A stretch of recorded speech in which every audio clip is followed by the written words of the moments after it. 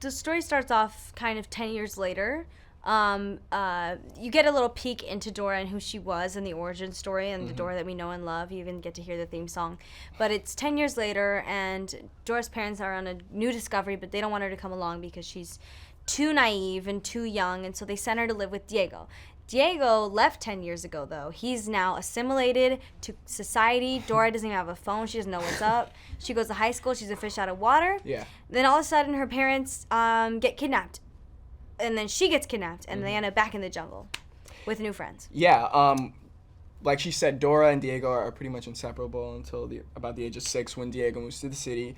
And when we catch up with them and they reunite 10 years later, and they're both teenagers, Diego is a little lost in high school and just trying to go with the flow and trying to really just worried about being Mr. Cool and worried about just fitting in because, you know, it's high school and sometimes it can be easier to just try and fit in with all the other fish. But Dora comes and obviously has no social constructs at all and is just like unapologetically herself, and she's like, "Hi, I'm Dora" to everyone, and he's just like cringing at every time she opens her mouth. It's like a cringe moment for him. But we see a really interesting arc. I think Dora helps every other character in the whole movie just really find themselves and realize what's really important, which is the real treasure is friendship and relationships and family and love.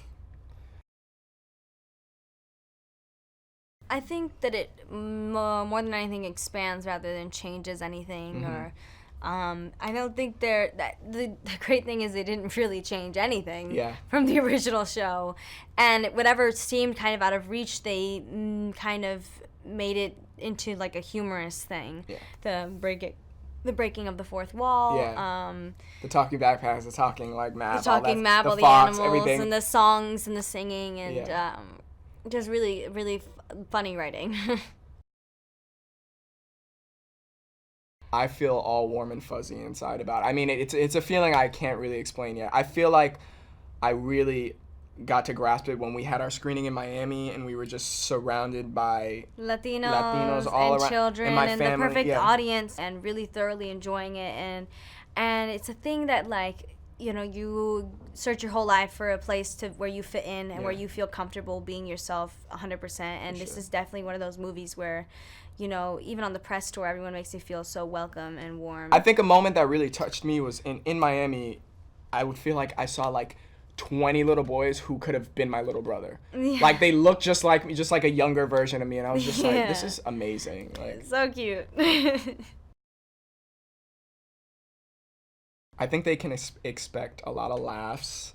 I mean, even the adults. I mean, there's a good handful of jokes that will go right over kids' heads and go right into the adults' ears and just crack them up. But they can expect laughter, joy, fun, adventure. All of the elements from the original show that you love, plus more. Plus much more. It's expanding on what you envisioned in your childhood. It's like taking that, putting it on steroids, and like making this big event that's also something that I'm really proud of when it comes to our culture. Yeah, and it really feels like a classic adventure movie. Like it just has that classic adventure movie vibe to it. It's crazy. Yeah.